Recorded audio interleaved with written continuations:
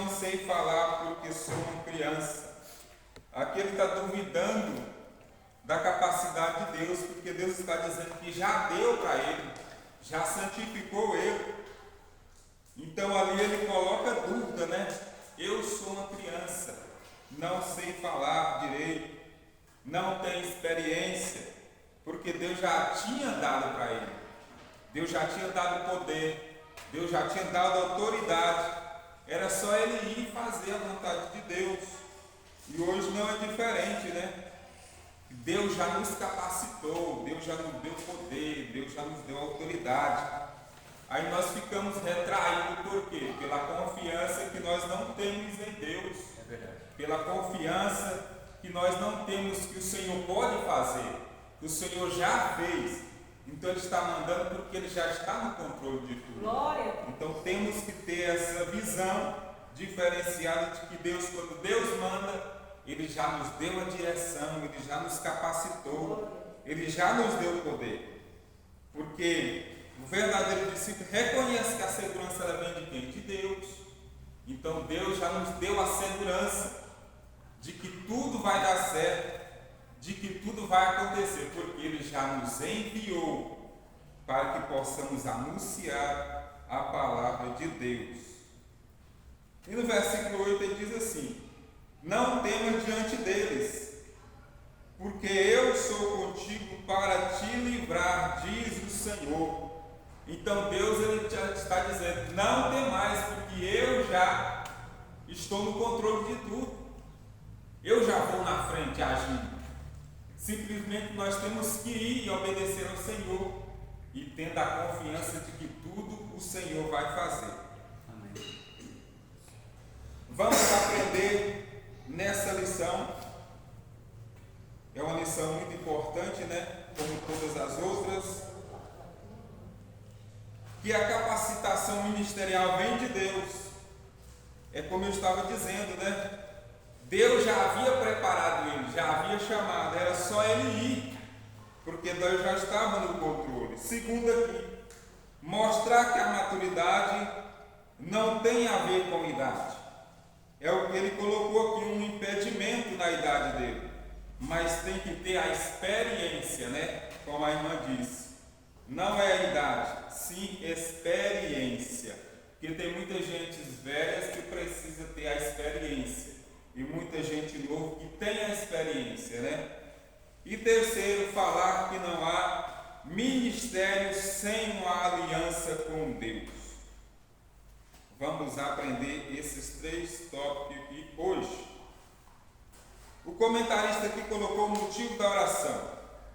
Ore para que o discípulo de Cristo supere sua insegurança, confiando sempre em Deus. Hoje o que mais tem é cristão inseguro, né? Deus manda ele ir, ele não vai, porque falta a segurança em Deus.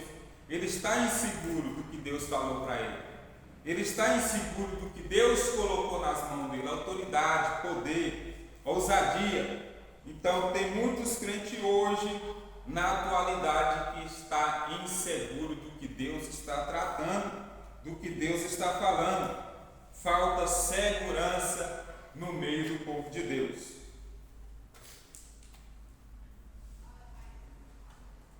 Alguns irmãos querem comentar alguma coisa?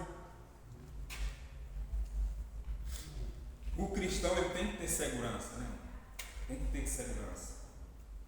Porque às Porque vezes, senão ele não está confiando em Deus. porque às vezes a pessoa olha para as próprias forças.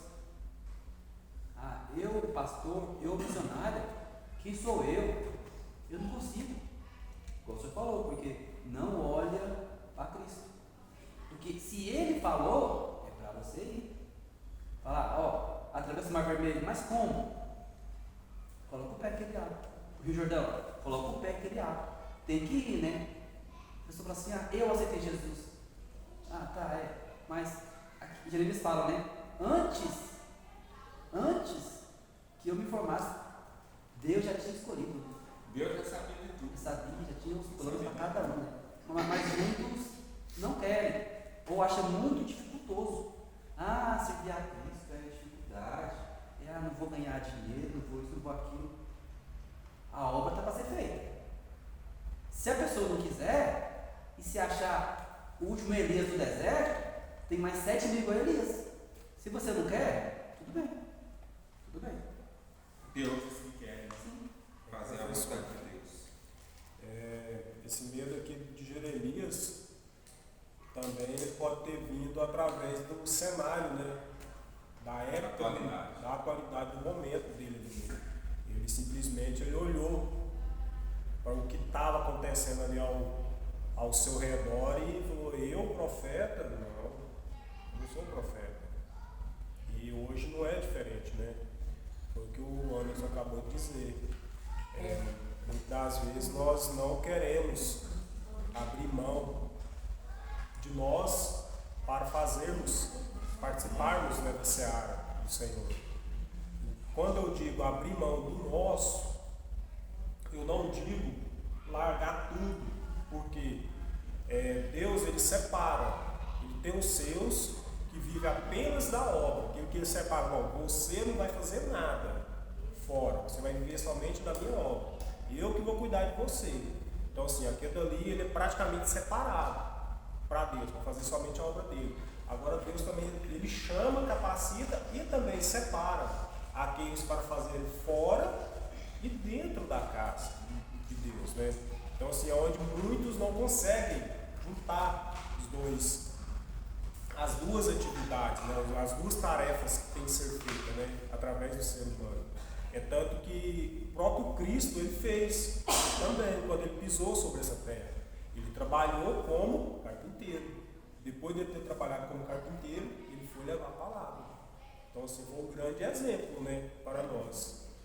Não misturando, né? Isso. Nenhum atrapalhando o outro. Justo. Terminou. E também, né, professor?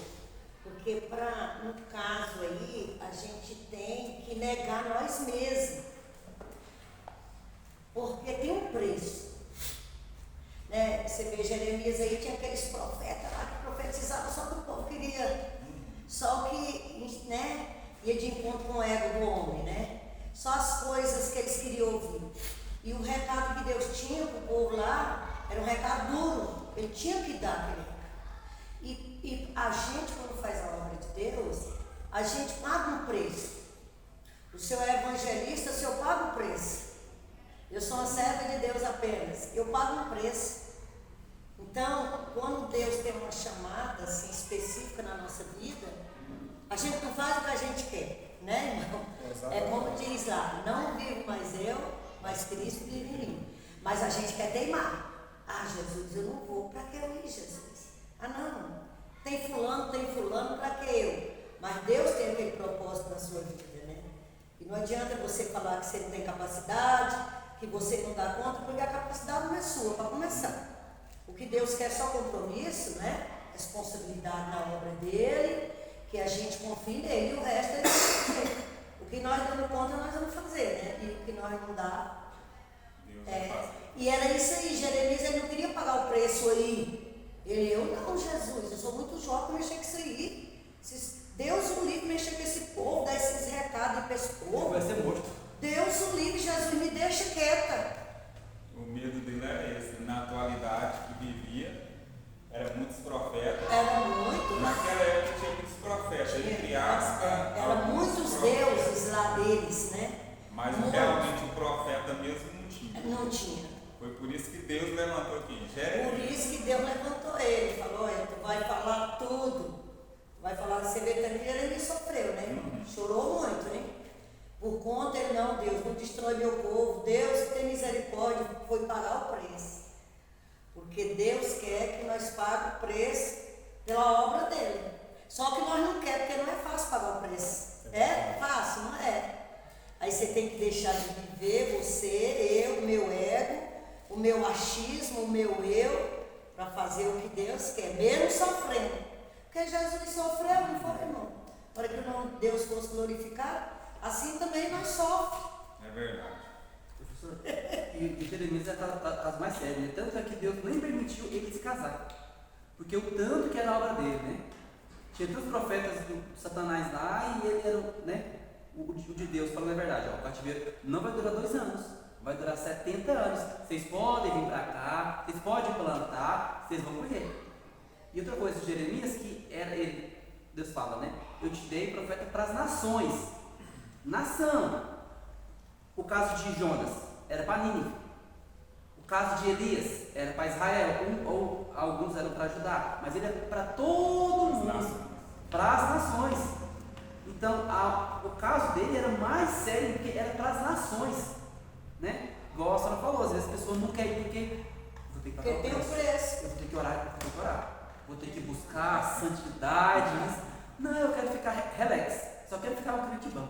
E o que mais mexe em nós é o nosso ego, né, professor? Mas eu sou assim, eu acho que é assim, até eu. E Jesus vai arrancando esses eu de nós, e vai tirando. Não é do seu jeito, é do meu. Eu vou colocar você no prumo, não te preocupa. Só tenha fé em mim, confia em mim, que a hora você só abre a boca, eu vou falar. Mas você tem que ter a minha disciplina, a minha lei tem que estar dentro do seu coração. Você tem que crer em mim e confiar em mim. Professor, só completando essa questão aí do Jeremias, tanto que Deus cuida. Deus levantou Jeremias lá, né? E sendo que Deus já também havia levantado Ezequiel, Daniel, se eu não me falha a memória, Sofonias, são todos eles contemporâneos de Jeremias. Tudo na mesma época. Tudo na mesma época, porém em regiões diferentes. Algo que Deus acabou de me chamar a atenção aqui, ó. Foi uma lição que nós estudamos no trimestre passado, que foi sobre os profetas menores, que veio com esse mesmo tópico, porém com pronúncias diferentes. Então, assim, onde nós vemos como que Deus trabalha, né? Jeremias olhou, achou que era só ele, naquele momento. Mas Deus já havia preparado não somente ele para aquele determinado lugar, mas também Daniel para o Palácio Real e também os outros. Se eu não me falha a memória, junto com Jeremias dentro da cidade, profetizando, estava Sofonias e tinha mais um junto com ele. Não, ele não estava sozinho. Ezequiel. Justo. Eram os 3 dentro da cidade profetizando, só que dividido em regiões. Mas dá o transparecer que como se eles não tivessem contato entre si. Mas tinham, né? É por isso que eu coloco que a dificuldade, né? Tanto que profeta tinha naquela época. E eu sou menor. Eu vou chegar lá e falar, tem profeta há muito mais tempo que eu. O medo dele era esse, né? Eu sou menor.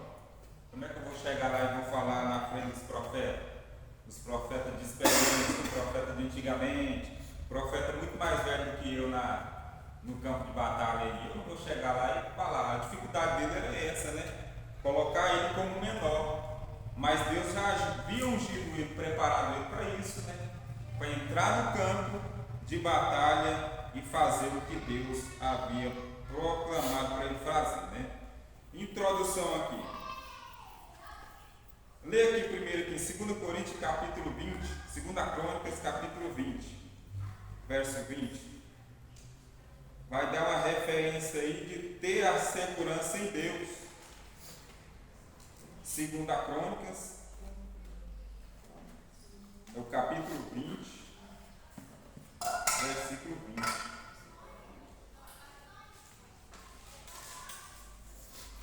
20.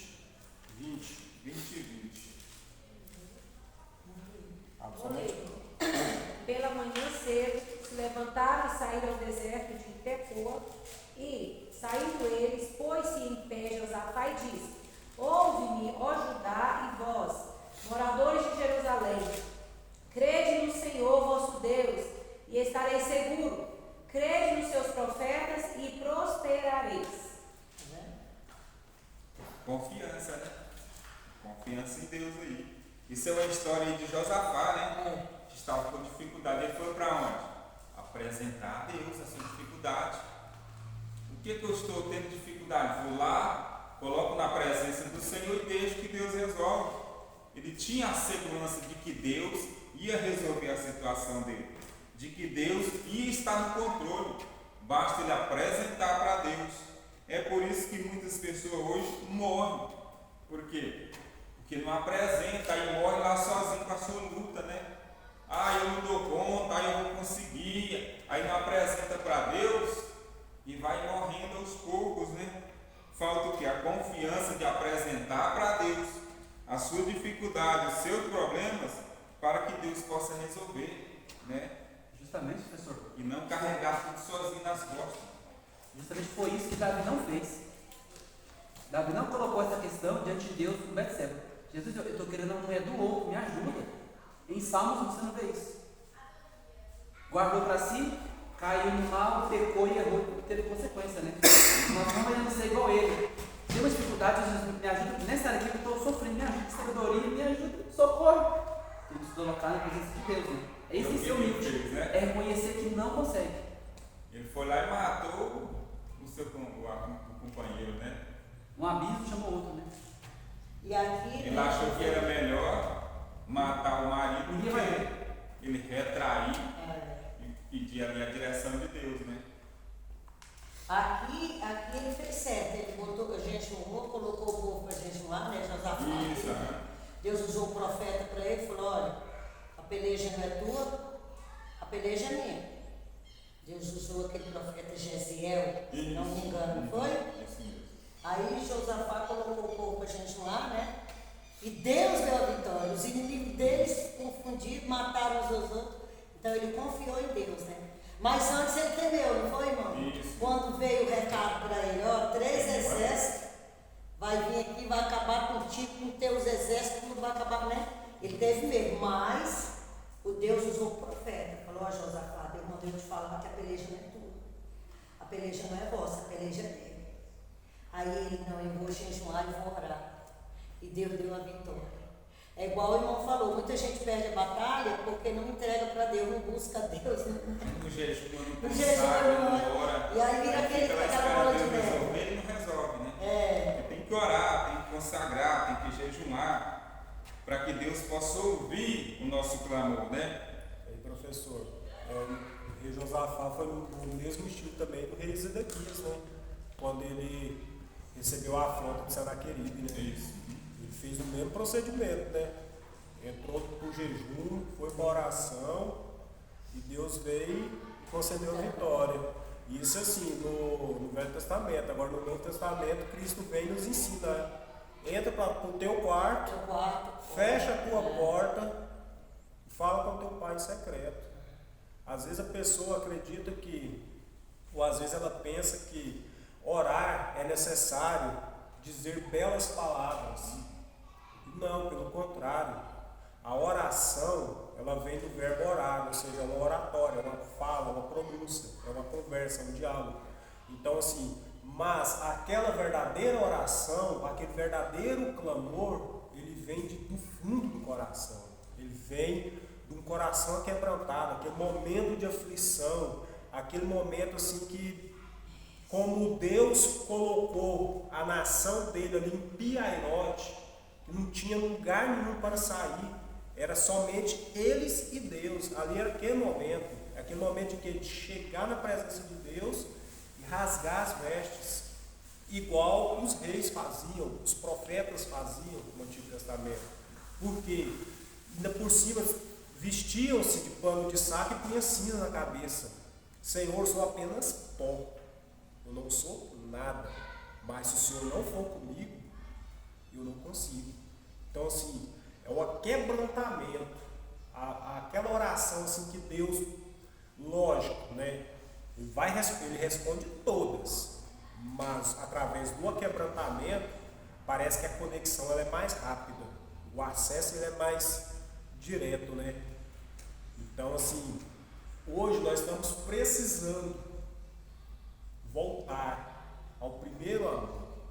Eu estava vendo um comentário do pastor, e esse mês de novembro, por exemplo, é o mês do renovo. Eu estava vendo. Então, assim, buscar. Busca. E é o que a missionária acabou de dizer. É o menos eu e mais Cristo. Para que nós possamos sobressair. Introdução. Jeremias era muito jovem quando foi chamado ao ministério profético. Apesar disso, não era uma criança, como dizia ser, mas um profeta como Deus o via. Essa diferença fez exercer seu ofício por mais de 40 anos. Ele não queria ir, né? E Deus usou ele grandemente, que ele ficou no ministério profético 40 anos. E Deus usou ele grandemente naquela nação, confrontando reis, governadores, aquelas oposição maiores, né, de poder naquela época, e foi até preso, né, porque ele confrontou reis, né, e que muitos profetas naquela época não tinham coragem. E como o profeta Jeremias aqui estava com a autoridade nas mãos, que Deus tinha colocado na vida dele, tinha tocado na boca dele para ele falar, e falava, não tinha rodeio. Se era para consertar, tinha que consertar, independente de ser rei, governador, não tinha conversa, tinha que consertar. Então Jeremias foi um grande profeta de Deus, né? Naquela época, conhecido como o profeta chorão. Chorava muito na presença de Deus, pedindo Deus que não matasse, né? Pedindo Deus para não matar aquela nação, porque Jeremias falava da palavra de Deus, mas o povo não dava ouvido. O que Jeremias? Lá no Senhor, chorava nos pés do Senhor, para que Deus não matasse aquele povo. Portanto, que ele profetizou ali 70 anos de cativeiro, e aconteceu 70 anos. Porque muitos profetas não falavam, né? Falavam ali 2 anos, 3 anos, 4 anos, mas ele profetizou 70 anos. Se não houvesse mudança, se não houvesse ali o reconhecimento de que estava errado. E foi exatamente os 70 anos que ele havia profetizado. Pagou o preço, sofreu para pregar a palavra de Deus, mas foi cumprido. O tópico 1 aí, Deus o capacita, né? Foi o que aconteceu com Jeremias. Na sua juventude, Deus o capacitou. É que muitos jovens hoje não querem abandonar a sua vida de juventude para entrar na obra de Deus. Como, por exemplo, obra missionária. Ninguém vai largar a sua vida aqui para entrar na obra missionária. Você tem que dedicar a sua vida à missão. Largar tudo, largar a família, largar tudo, largar emprego e viver a obra missionária. Ninguém quer isso, né? Por quê? Porque deixa a sua vida aqui boa, no ar-condicionado, é carro, é moto, é tudo, coisa boa, que para ir para a obra missionária não vai. É muito difícil. Só aquele mesmo que tem o sangue de missão na veia, né? Amor pela obra, né? Amor pela obra, amor pelas almas. São poucos. Professor, se eu vi aquele isso, pastor né? famoso que foi lá para a África e pegou aquela malária lá e morreu. A malária? É porque lá tem uma doença lá na África, que ela pega, ela mata. Essa Ela mesmo. não cura. O nome é malária, né? Mas tem uma malária aqui no Brasil que você cura ela. E a de lá mata. Aí esse pastor, professor, ele ia todo ano. Eu não sei se vocês viram não antes. Ele é muito famoso aí, um pastor. Inclusive ele pregou nos Gideões agora, essa última festa que teve. Ele foi um dos preletores. E ele pegou a febre lá. Todo ano ele ia, irmão, fazer missão. Todo ano. Você vê a palavra dele, assim, a preocupação dele com as crianças, a preocupação dele com aquele povo ali, né? É igual ele falou. Aí deixar ar-condicionado, carro, comida boa, para poder entrar lá dentro onde tem a miséria. Onde a miséria está lá na África.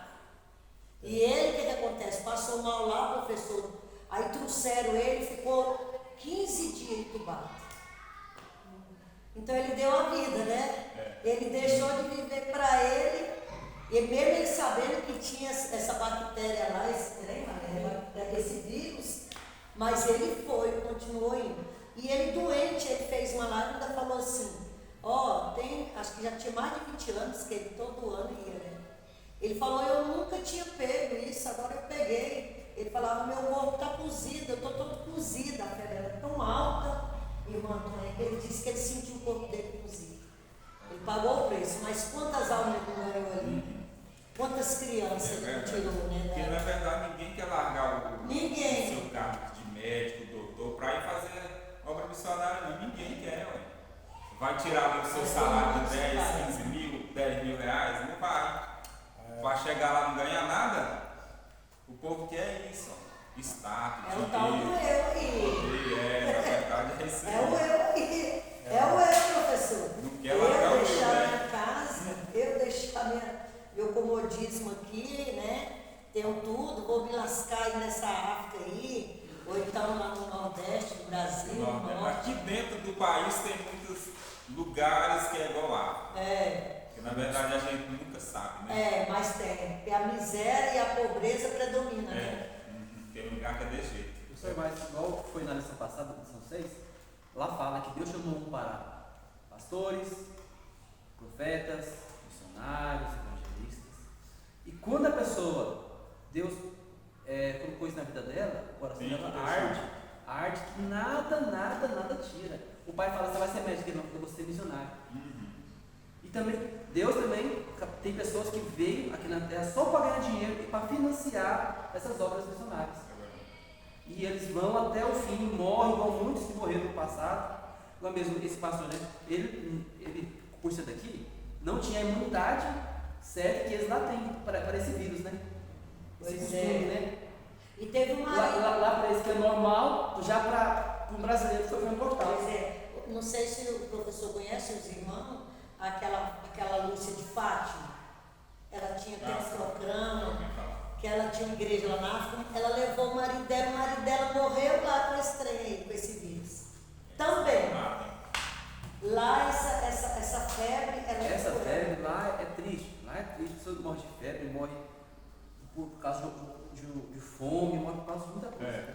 Mas quando Deus chama a pessoa, ela vai. Tem que ter a vontade, né? Tem que ter o chamado. Tem que ter o chamado. O campo missionário ele abrange dois lados, né?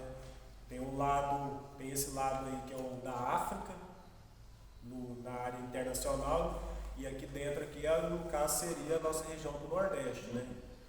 Mas também temos um outro lado, que é qual? Europa, por aí se vai, né? Só que muitos esquecem de qual? Dos países asiáticos, que é o principal também, né? Não somente a África, mas quando se fala... A África é o mais pobre.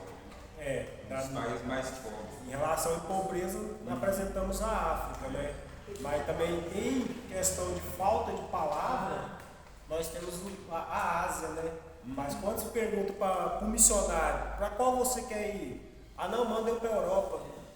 Não manda eu lá para a África, não manda eu lá para a Ásia, não, porque lá na África a morte bate na porta todos os dias. Na Ásia não é diferente, porque lá se você faz a queimar. vai queima. Lá é fome, na África e na Ásia eles fazem a queimar. Então, Queima os missionários, mata os missionários mesmo. Não tem jeito lá. Não tem para onde você correr. Aonde você vai, todo lado é pior. Às vezes vai escolher um lugar ruim. Justo.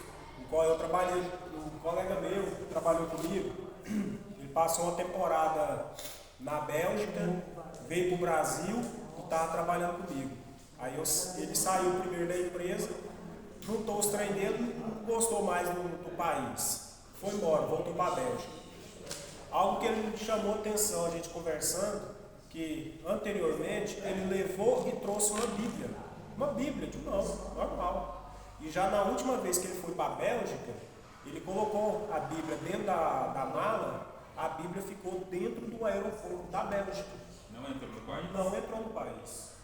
Então assim, gente, é Europa. E anteriormente podia.